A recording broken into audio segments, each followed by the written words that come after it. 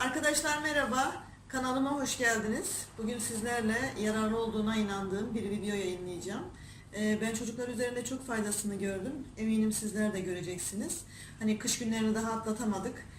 Malum havalar soğuk gidiyor. Çoğu şehirlerimizde kar etkisini gösteriyor ve hastalıklar giderek artıyor. Sanki hastaneler de hastalarla doluyormuş gibi geliyor. Bunun için de hastanın kendi doktor olması açısından hani çocuklar üzerinde uygulayacağımız ya da büyükler de kullanabilir bunu. Bir bitkisel tedavi yöntemi var. Siyah turp öksürük üzerinde çok etkili olduğu biliniyor ve biz bunun içerisine bal koyaraktan bir gün boyunca süzdürme yapacağız. Süzdürdüğümüz ballı suyu da çocuğumuza içirdiğimizde faydasını göreceğiz.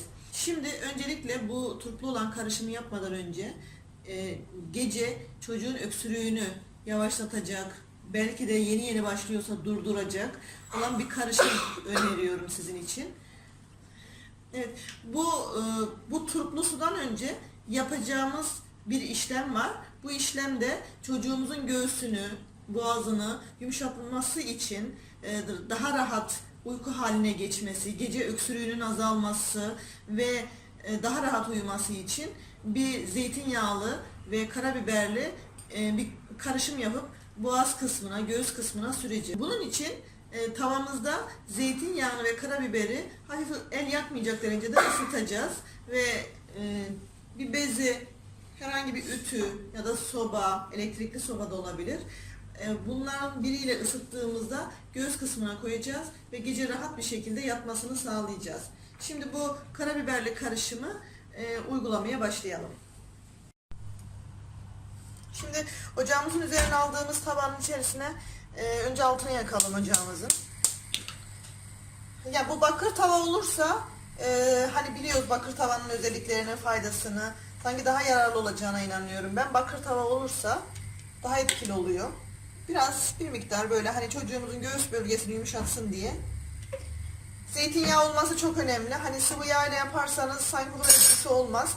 Ama zeytinyağının göğsü yumuşatma etkisi daha fazla oluyor. Şimdi bunun içerisine şöyle, yani bir tatlı kaşığı demeyeyim de yarım tatlı kaşığı karabiberi, bakın görüyorsunuz hemen zaten çabucak ısınıveriyor.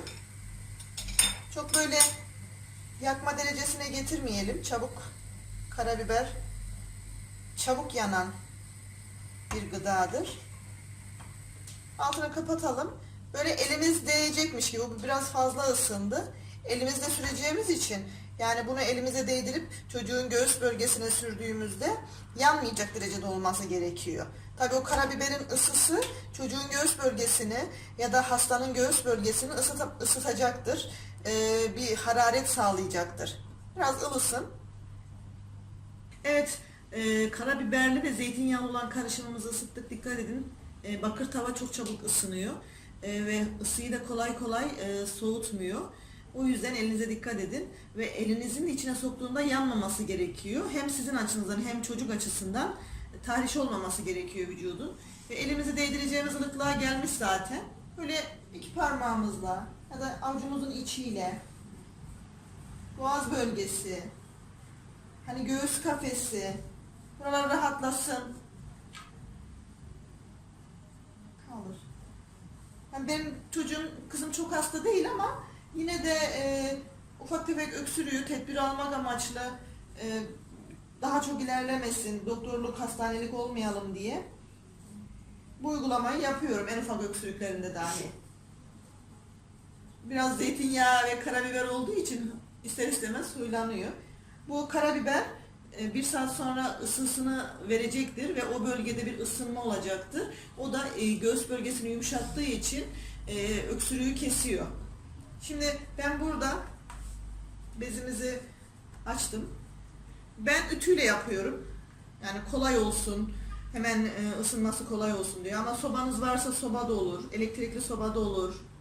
Hiçbir şey bulamadınız, saç kurutma makinası da olabilir, hani o ısısını versin diye. Neden sıcak koyuyoruz? Yani oradaki ısıyı desteklesin, göğsü yumuşatsın ki öksürüğü azaltsın, gece rahat yatsın. Evet, ısınmış. Şimdi yine boğazını yakmayacak şekilde.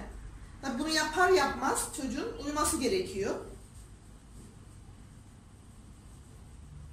Ki sıcak yeri gördüğünde, sıcak yatağa girdiğinde öksürüğünün yarım saat içerisinde kesildiğini gerçekten görüyorsunuz.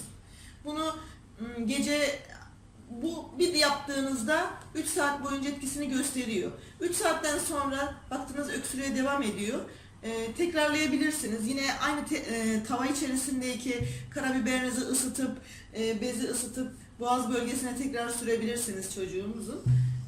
Faydasını görecektir. Gece boyunca rahat uyuduğunu anlayacaksınız. Öksürmeyecektir.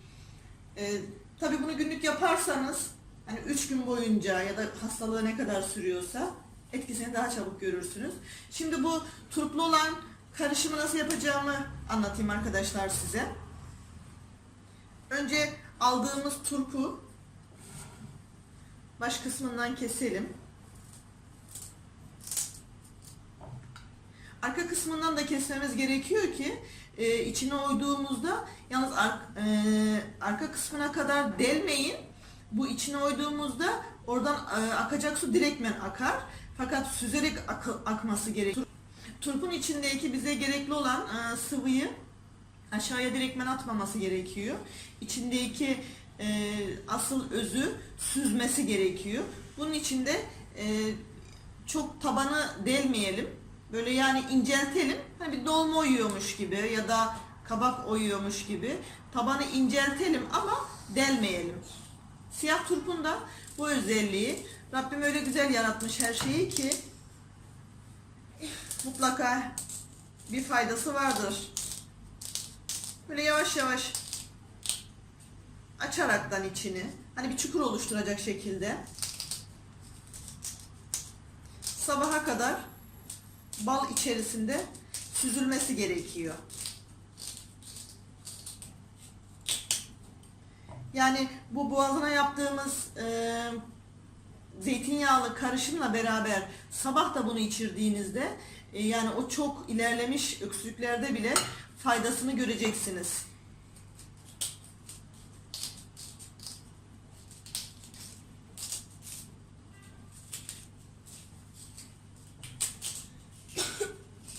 Yalnız bunun siyah turp olması çok önemli.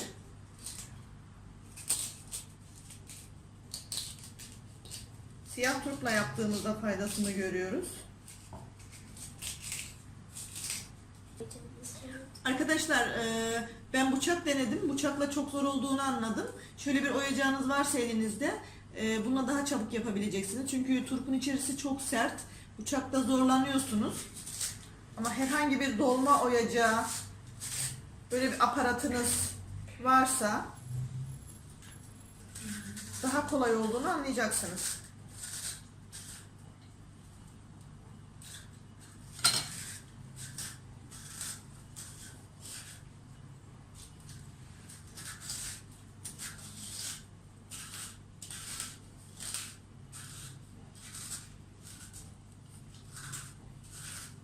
Bu aparatla daha kolay oldu yapmamız. Böyle alt kısma doğru iyice gidiyorum ki hani çok ince bir tabaka kalsın orada. Balın süzülümü kolay olsun.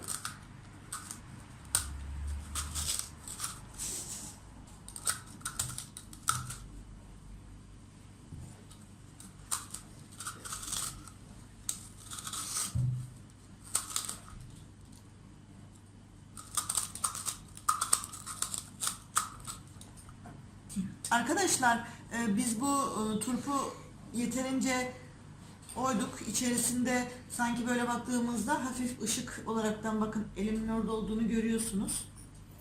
Yani o derece ince olması gerekiyor ki. Bir de çok çevrelerine kadar oymayın. Yani sadece tabanı görecek şekilde olması gerekiyor ki bu yanındaki turpun faydasını da kullanalım. Şimdi bunun içerisine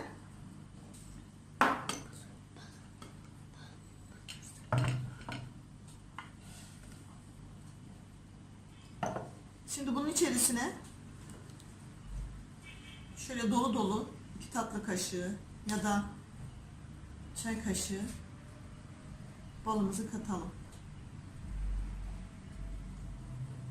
Böyle ağzına kadar ya da üste kadar doldurmamıza gerek yok.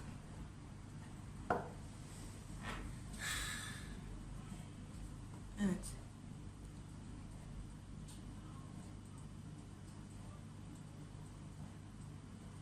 Şöyle kenarlarda sürersek zaten bal turpun içini sulandıracaktır bir müddet sonra ve o suların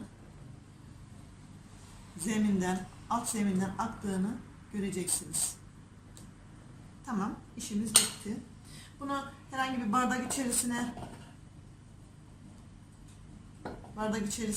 üstüne böyle bırakıyoruz ve tabanı çok ince olduğu için oradan süzülen bal turpun faydasıyla birlikte aşağıya akacaktır. Bunun bir gece beklemesi gerekiyor. Çocuğunuzu karabiberle yağladıktan sonra, tabii bunu bir gün önceden yaparsanız daha faydalı olur. Karabiberle yağladıktan sonra bunun suyundan da içirirseniz çok daha güzel etkisini görürsünüz. Balımızı güzelce yağladık. Zeytinyağının içerisinde ılıttığımız karabiberle hafif el yakmayacak derecede olacaktı. Göğsüne, göğüs kafesi bölgesine, boğazına, her tarafına iyice yedirdik. Sonra üzerine sıcak bir havlu, bir bez olabilir. Hani isteyen streçleyebilir de daha sıcak tutsun istiyorsa.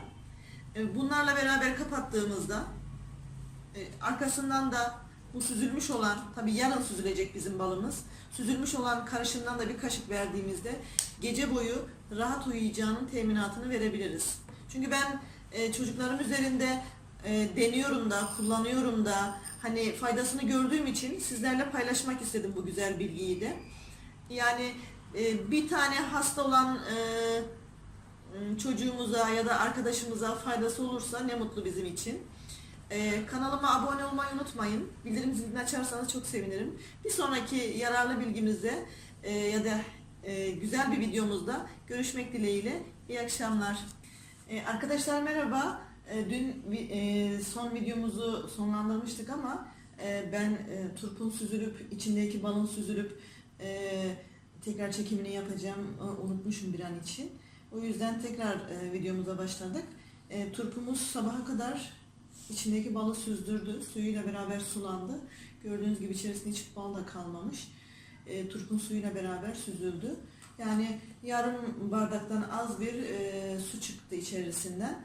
Yani kokusu çok güzel değil. Maalesef içmesi biraz zor ama hani çoğu antibiyotikler de bu sudan daha zararlı ve kokusu daha kötü. O yüzden hani bildiğimiz bitkisel bir ilacı kullanmak daha iyi bizim için. Sabaha kadar Zümra biraz rahat yattı. Göğsüne yaptığımız o zeytinyağlı karışımı sürdükten sonra biraz rahat uyudu. Gece tabii tekrar yaptım ben. Sabah olunca da bundan bir kaşık içirdim. Daha da rahatladı. Yani dediğim gibi şu içerisindeki su zaten günlük yapılacak bir şey. Uzun süre durması gerekmiyor. Bu yüzden de hani tatlı kaşığıyla, yemek kaşığıyla nasıl içirebiliyorsanız çocuğumuza içirirsek, yaptığımız karışımdan sonra, göğsüne yaptığımız yumuşak karışımdan sonra bir kaşık da bundan içirirsek faydasının olduğunu göreceksiniz arkadaşlar. Umuyorum ki yararlı bir video olmuştur inşallah. Birkaç kişiye de olsa faydamız dokunursa, bu anlattığım bilgileri kullanıp faydasını görürse ne mutlu bizim için. Bu arada biz de siyah turpun hem özelliğini hem faydasını öğrenmiş oluyoruz. Gerçekten de uyguladığınızda çok yoğun öksürükleri bile kestiğine inanabilirsiniz. Biz deniyoruz, kullanıyoruz. Yani antibiyotik yerine bunları kullanıyoruz. Siz de kullanırsanız faydasını göreceksiniz. Tekrar başka bir videoda görüşmek üzere. Hoşça kalın.